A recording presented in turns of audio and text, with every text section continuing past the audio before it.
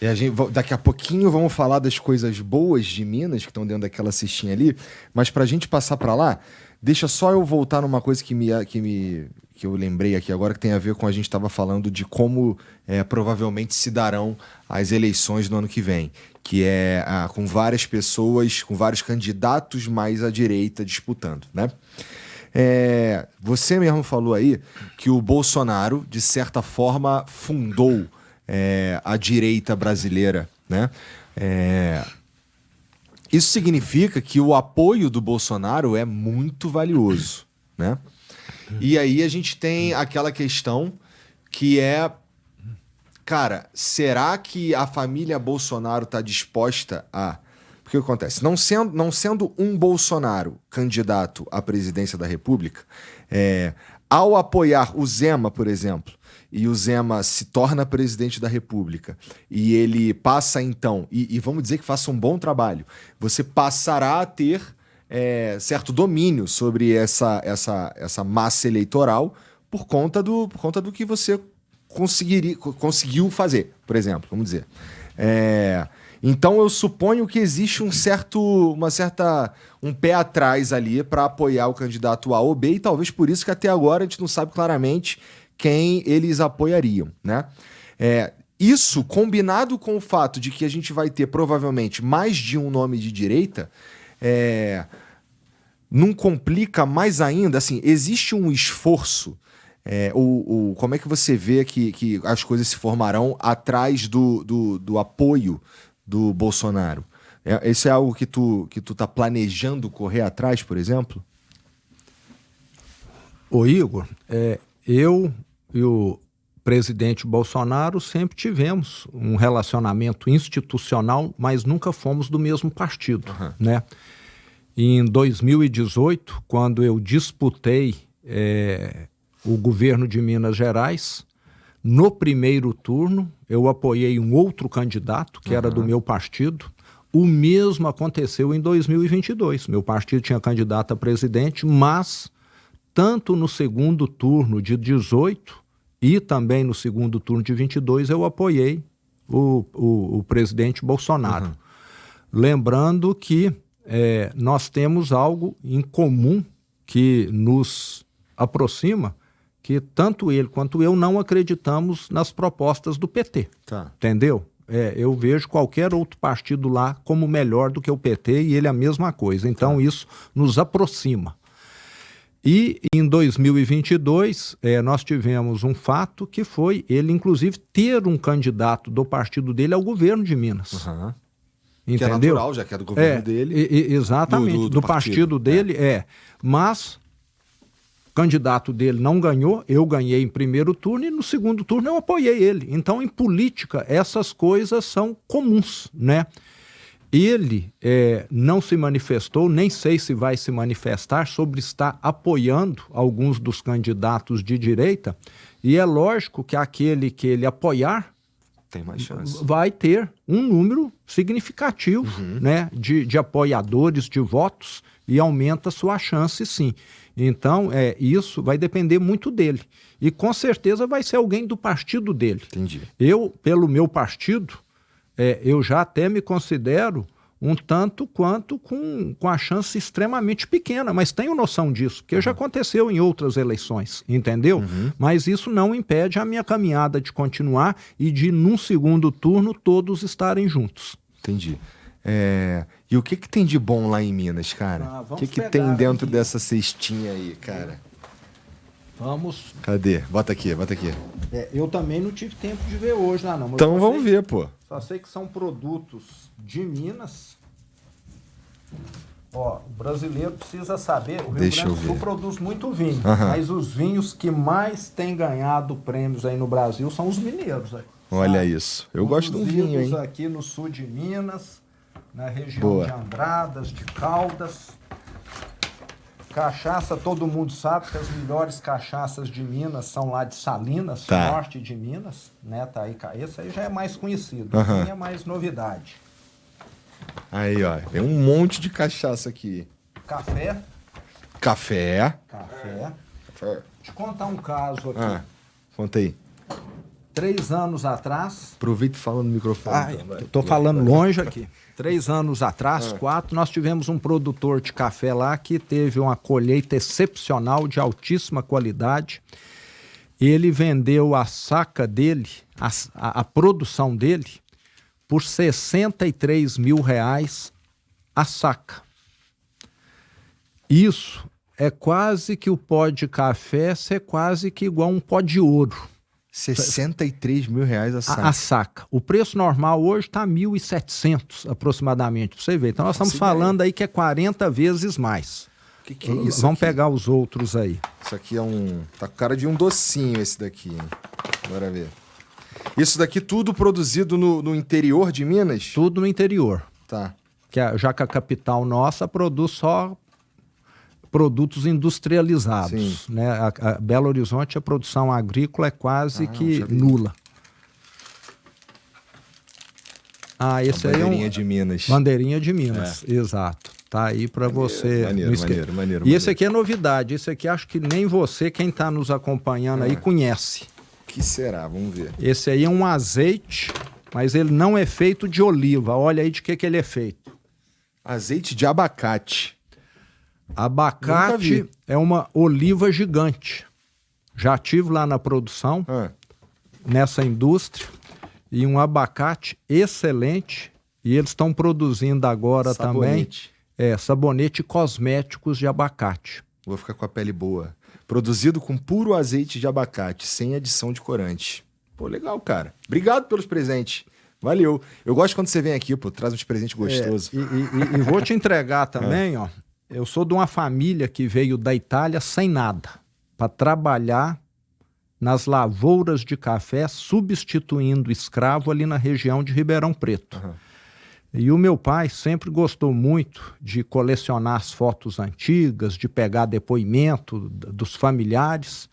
Então, há uns anos atrás, nós escrevemos um livro que dá para você ler em 3, 4 horas, tem muita fotografia aí, que conta a história nossa dessa jornada da Itália aqui para o Brasil. A história de um nome, Zema.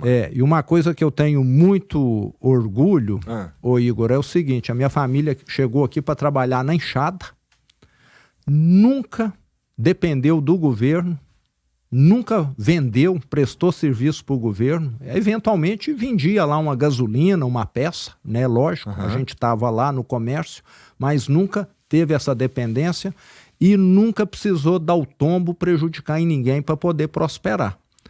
Então, hoje, a nossa empresa está lá, já tem mais de 100 anos, emprega mais de 5 mil pessoas diretamente, sem considerar os indiretos, e nunca teve nenhum vínculo com o Estado, nesse sentido aí. Quem começou foi teu avô? Meu bisavô. Tá. Mas o negócio, resumidamente, é o seguinte: nós sempre fomos concessionários de veículo, desde o início, peça, combustível. Meu pai fez o negócio crescer, comprou mais postos, mais concessionárias, e eu comecei meio que uma vertente nova, que foi as lojas de varejo. Meu pai queria que eu fosse trabalhar com ele em concessionária de veículos, eu não me adaptei à concessionária, eu falei que queria ter mais autonomia, liberdade. Tu tinha quantos anos? Isso aconteceu, eu tinha 22 anos. Estava recém-formado. Estudei aqui em São Paulo, fiz faculdade aqui, mas sempre trabalhando. Férias eu estava lá trabalhando. Eu trabalho praticamente desde os 5 anos. Eu comecei a trabalhar quando eu aprendi a contar. 1, 2, 3, meu pai já pôs para me contar parafuso e porca e arruela.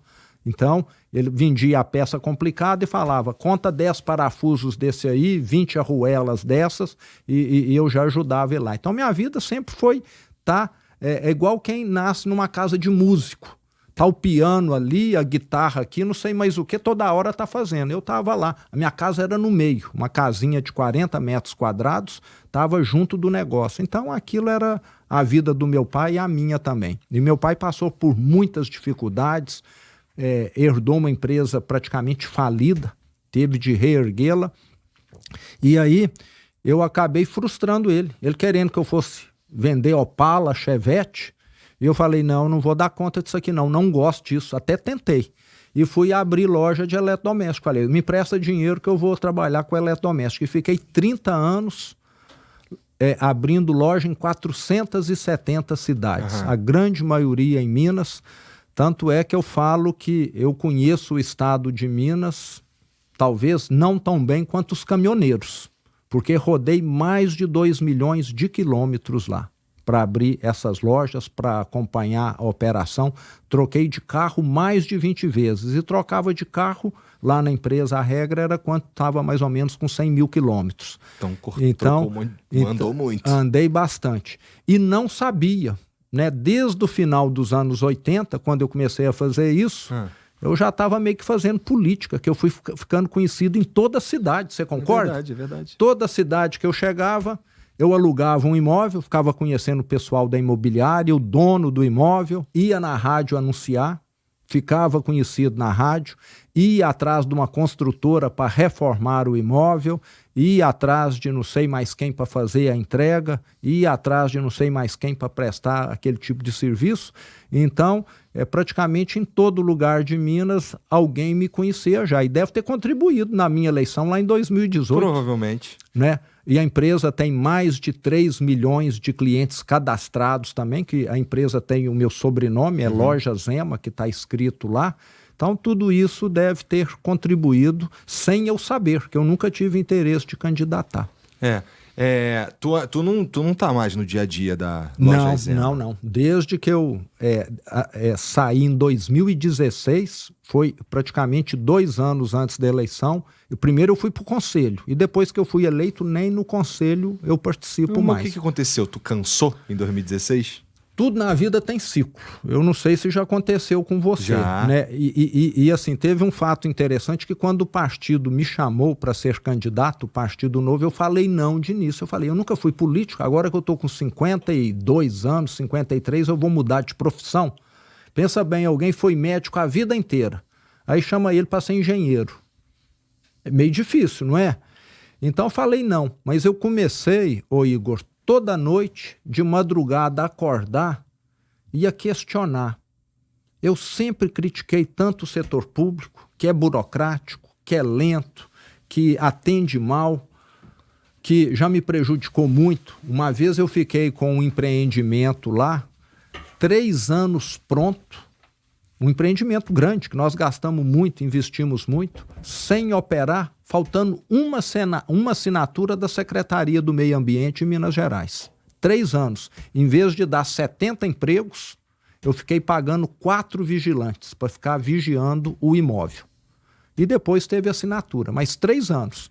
Isso, às vezes, se é uma pessoa que não está bem estruturada, já quebra. Você entendeu? Se não fosse um negócio um pouco maior, quebraria. Então, eu sempre tive essa indignação, esse inconformismo com relação ao Estado. Aí aquilo começou a me incomodar, eu falava, agora estão me chamando para ser candidato, criticar, falar é muito fácil. Agora você está sendo convocado e não quer ir? Então, essa autocrítica minha me moveu, mas eu achei também que eu estava tendo tipo uma alucinação. Por quê? Aos 53 anos, com a vida resolvida, você ir procurar sarna para coçar, você concorda? Não é? Eu acho que eu teria ficado em casa. E você começa a duvidar até da sua sanidade, né? Mas aí eu fui, eu não comentei aqui, mas eu fiz psicanálise uns 20 anos. Sério? Sério. E aí eu fui na psicóloga e falei, eu tô pretendendo ser candidato, tô pensando assim assado, mas eu tô desconfiado que eu posso estar tendo uma alucinação. Quero que você me faça um diagnóstico aqui. Ela fez um punhado de perguntas, aprofundou na questão e falou, não, você não está tendo alucinação, não. Você está normal, pode levar adiante aí o seu projeto. Porque tem hora que a gente cisma com algumas coisas, acha que está certo, acha que está ajudando e às vezes pode estar atrapalhando, não é? Então é bom sempre você escutar os outros. Então eu sempre tive essa visão aí de antes de decidir, sei que muitas vezes a decisão é minha, você está escutando as partes envolvidas para poder melhorar a qualidade da decisão. Você acaba errando um pouco menos. Teus filhos trabalham na empresa?